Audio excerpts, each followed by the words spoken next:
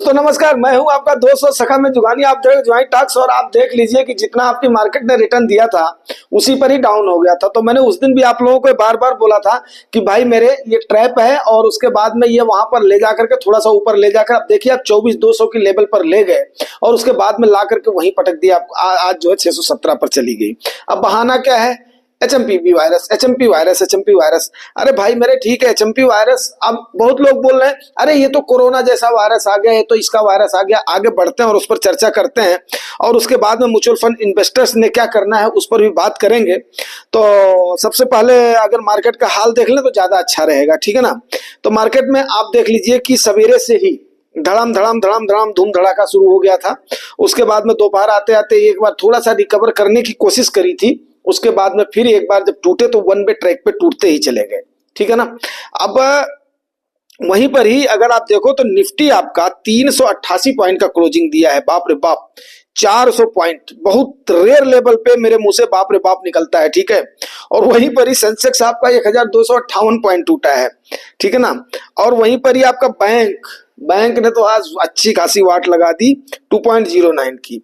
IT ने थोड़ी सी लाज बचाई है। दोपहर तक आईटी जैसे बोलते हैं ना, जूझ रहा था, संघर्ष कर रहा था, लेकिन बेचारा ये भी बाद में दम तोड़ा है। लेकिन वही बोलते हैं लड़ते लड़ते दम तोड़ा है। मरा बहादुर मरा बहादुर, लेकिन लड़ते लड़ते मरा है। हाँ, आज तगड़ी गिरावट दिखी है जो कि एक्चुअल होता है फाल ये स्मॉल कैप और मिड कैप में, ठीक है ना। जबरदस्त फाल 3.25% के आसपास का।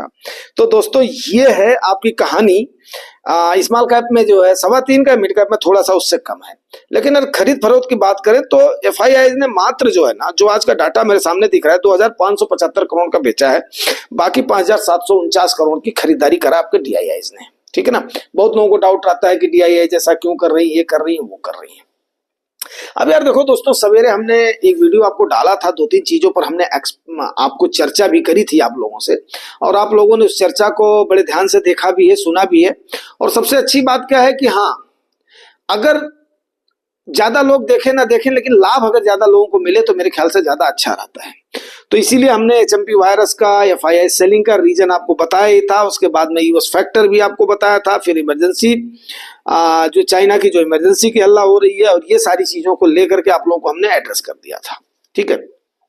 अब दोस्तों एक बात मैं आपको बता दूं कि देखो, कोरोना के टाइम पर एकदम से मुझे याद है, और उस टाइम पे हमने काफी ज्यादा पार्टिसिपेट भी करा था, काफी ज्यादा मूविंग भी करा था, काफी ज्यादा भी करा था, क्योंकि हमारा काम ही ऐसा था। और हमें अच्छे से याद है कि कितना लोगों पर इम्पैक्ट पड़ा था, क्या क्या नहीं पड़ा था। और उस समय आप ये मान करके चलो कि ऐसी जगह पर मैं अटक गया था कि काफी सारा डिस्कशन करने का मौका मिलता था, काफी ज्यादा हो हल्ला का मौका मिला था, ठीक है। तो उस समय की सिचुएशन में उसमें ये आपका जाना पहचाना वायरस है। और आपने देखा होगा कि 2 दिन पहले, सीधे और सिंपल सी बात बताऊं, 2 दिन पहले मैंने खुद ही आप लोगों को बताया था कि हमें ठुक ठुक करके अपना खांसी आ रही थी, थोड़ा सा सर्दी जुकाम हो गया था, गला रुत रहा था। तो इसी टाइप के इसके अपना सिम्टम्स वगैरह हैं।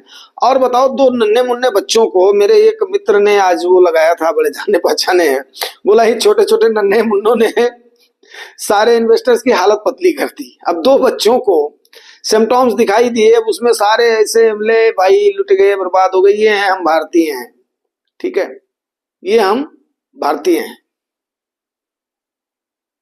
अब आपको मैं एक बड़े प्यारे से एग्जाम्पल के साथ बोलना चाहूंगा। एक्चुअली सेफर्ड जो है ना, बड़े एक कौम होती है सेफर्ड।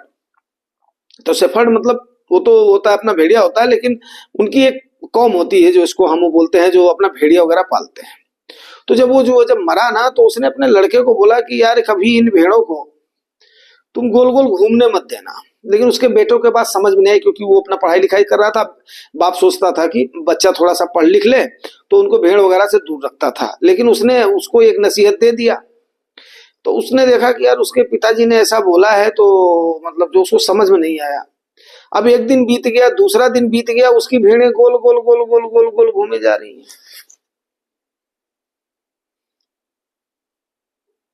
तो आपको अगर नहीं समझ में आया तो मैं इसको थोड़ा सा एलोबरेट कर देता हूं।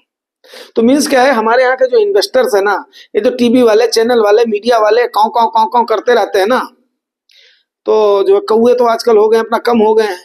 अब वो काव काव करके तो हमारे ये लोग क्या करते हैं, गोल गोल गोल गोल वहीं पर ही घूमना शुरू कर देते हैं, अपने दिमाग से सोचेंगे नहीं। तो भैया मेरे, जिनके तक हमारा वीडियो जा रहा है वो कम से कम इस चीज को थोड़ा सा ध्यान से सुन लेना। इस भेड़ चाल में आपने नहीं जाना है। इक्वाली बिक्वाली को छोड़ दो।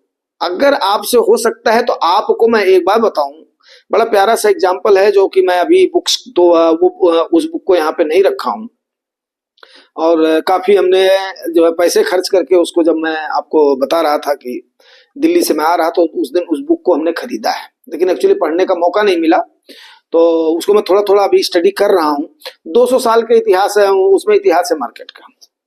अब इतना कौन स्टडी करके आप लोगों को बताएगा यार, फालतू का टीवी पर बैठ करके अपना बकवास करते रहेंगे। लेकिन मैं रियलिटी बता रहा हूँ कि उसको मैं आपको नेक्स्ट वाले वीडियो में आपको मैं उस बुक को जरूर दिखाऊंगा, उसका नाम भी बताऊंगा, और उसको मैं स्टडी भी कर रहा हूँ। काफी अच्छी और जो है यूजफुल बुक है, और बहुत कुछ उससे हमें सीखने का भी मौका मिल रहा है। तो एक्चुअली उससे मेरे को 2 वर्ड मुझे मिले हैं जो मैं आपको बता देता हूं।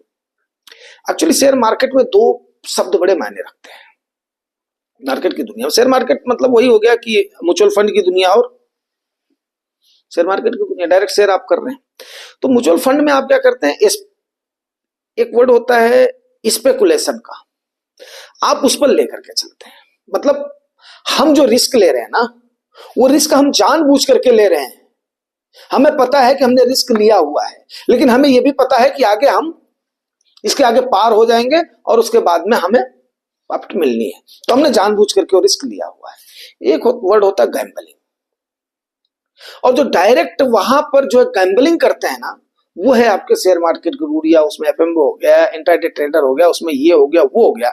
तो सबसे ज्यादा आज की डेट में जिनको तकलीफ हुई है या होनी चाहिए एक्चुअली, वो होती है गैम्बलिंग वालों को। क्यों? वो दिन भर का फालतू का दिमाग, गुड़ा भाग फलान दिमाग करते रहते हैं।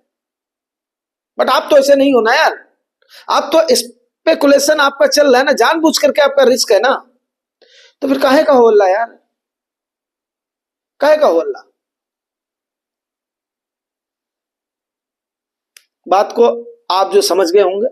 अब मेरे पास 200 सालों का इतिहास तो नहीं है, लेकिन 2000 से लेकर के मैंने आप लोगों को जरूर, आपको मैंने एक बार समझाया था, लेकिन एक बार मैं जरूर इस समय मोटिवेट करने के अलावा मेरे पास और कुछ नहीं, क्योंकि कहीं आप लोग कूद काद करके उल्टा सीधा जो है कदम ना उठाओ, तो मतलब किसी के बहकावे में ना आओ। मैं जो सबको तो आपको अपना मना तो कर नहीं सकता हूँ कि केवल आप जुआई टॉक्स की बातें सुनो, या हमारे जैसे मतलब जो है जिसने अपने जो सर के बाल जो है अब चांदी करके उड़ा दिए हैं, तो उसकी बात ही सुनो आप।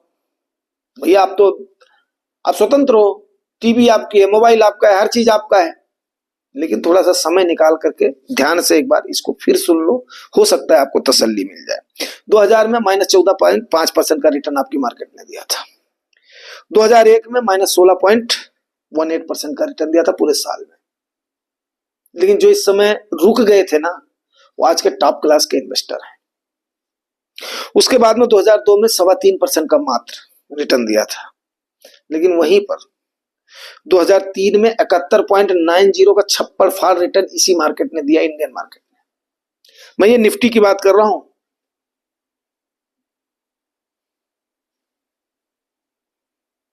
तो बताओ, उसके बाद में ऐसे करके आप देखते जाओ। फिर 2004 में 10.68 का, 2005 में 36.68 का, 2005 में 36.34 का, 2006 में 39.38 का, 2007 में 54.77 का। वहीं पर 2008 में 51%, -51% का रिटर्न दिया था आपकी मार्केट। लेकिन जो रुक गया 2008 में, जिसने कलेजा मजबूत कर लिया, 2009 में 75.6%, 80% तक रिटर्न ले गए थे निफ्टी 50 में। बाकी में कितना ले गए होंगे?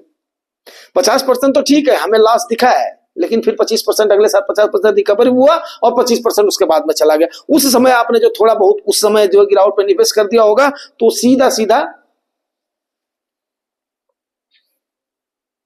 अब आप खुद समझदार हो। इस प्रकार चलते चलते चलते चलते 2023 में 19.42%, अभी आप देख लो 4.32% का 2022 में फ्लैट रिटर्न मिला है, जबकि 8% आपको किस में मिला था? एफडी में मिला था। बहुत लोग बोलेंगे भैया मैं तो जो एफडी कर देता हूं, भैया मैं तो ये कर देता हूं। और इस साल में कुल मिलाकर के 2024 में भी 17-18% का रिटर्न आपको मिल रहा है। अगर टोटली आप इस 10% को निकाल दो, सॉरी 9-10% जो है 9% से एबव का जो है रिटर्न इस साल में मिल रहा है। 9% क्यों, 9% तो डाउन है, 13-14% का आराम से देते रहा है 2024 में भी। फिर भी आप लोग हाय तौबा हाय तौबा हाय तौबा मचाए जा रहे हो, अनायास हाय तौबा मचाए जा रहे हो। मैं सही बता रहा हूँ, शांति से डटे रहो और उसके बाद में अगर अगर खरीद सकते हो तो खरीदो, नहीं तो चुपचाप अपनी जो पोजीशन बनाए हो उसको बनाए रहो। इसीलिए बार बार आपको बोला हूं, इमरजेंसी फंड बनाओ, सेफ्टी फंड बनाओ, उसके बाद में चलो। लेकिन उस समय तो आप लोगों को लगता होगा अरे यार ये तो टोपी टापी वाला आदमी, गंवार आदमी, ये क्या बताएगा मेरे को। लेकिन दोस्तों यही बात जब रैली आएगी ना तब पछताओगे, तब पछताओगे। जैसे गुजरात बंधु सर ने एक बात बताई थी, बोला मैंने इतना जो है वो कर दिया था, सेल कर दिया था, मेरा इतना मतलब जो है अगर आप काश अगर आज होता, ठीक है। इसलिए मैं बिना सोचे समझे कभी भी ना तो सेल करता हूँ, और सेल करने मतलब ही नहीं, ऑल टाइम हाई से जब वेब अप जाएगा तभी उसके बाद में करेंगे, सीधी सी बात है। जितना ताकत है उतना करेंगे, अभी तो हाथ पैर सही सलामत है। उम्मीद करता हूँ यार बात को आप समझ गए होंगे, और मिलते हैं फिर अगले सेशन में। हमने आपसे वादा किया था कि मंदी की तरफ क्या क्या इशारा आ रहा है, क्योंकि भाई देखो मैं तो सीधी सी बात है पढ़ता रहता हूँ, देखता रहता हूँ, उतना मेरे ख्याल से शायद ही आप लोग कर पाओगे। तो हाँ ये है कि सुन तो सकते हो, नहीं अच्छा लगता वो जो है मैं क्या करूं यार, मैं हूं तो ऐसे ही, बहुत मीठी मीठी तो नहीं बोल सकता। लेकिन एक बात नोट कर लो, जो सबसे मीठा बोलने वाला ही ना, सबसे मीठा बोलने वाला ही सबसे बड़ा मक्कार होता है, जान लो। तो मीठी मीठी तो मेरे से होगी नहीं, ठीक है। क्योंकि मैं अभी किसी एक डीआईजी का जो है इंटरव्यू सुन रहा था, श्री प्रकाश शुक्ला के बारे में, हमारे यहाँ के होते थे, वीरेंद्र प्रताप स्याही होते थे इत्यादि, हमारे यहाँ के गोरखपुर बस्ती के, और ये अपना धनंजय सिंह वगैरह की बात चल रही थी। तो धनंजय सिंह लखनऊ के गोल्डन जुबली हॉस्टल में थे, मतलब उस समय, तो आज वो जो आज सांसद हैं। तो श्री प्रकाश शुक्ला, वीरेंद्र शाही, ये लोग बड़ा मतलब आप इनसे मिलोगे तो कभी भी आप ये नहीं कर पाओगे कि आहा। मुख्तार अंसारी साहब को भी मिलोगे कभी नहीं। तो मीन्स मेरे कहने का मतलब ये है कि भाई देखो, अगर आपको चिकनी चुपड़ी बातें पसंद है, वो पसंद है, तो वो तो आपको जो है जुआई टॉक्स पर मिलने से रहा। यहाँ पर थोड़ा सा कड़वा घूट, कड़वी दवाई यही मिलने वाली है। हाँ जरूर ऐसे समय पर आपको रोकना हमारा काम है, बाकी आपकी मर्जी है, आप क्या करते हैं, कितना कितना पैनिक होते हैं वो आप जानो। आज भी हमने एमसीज में, डिफरेंट एमसीज में धड़ाधड़ भीड़ थी, मैंने आपको अपना बताया था।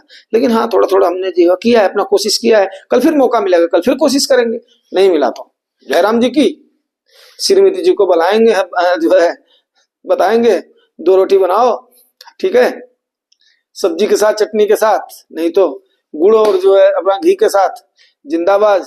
2 गिलास पानी, 1 कप चाय पियेंगे, चल देंगे जयराम जी की अपने काम पर। चलो ठीक है, थैंक यू वेरी मच।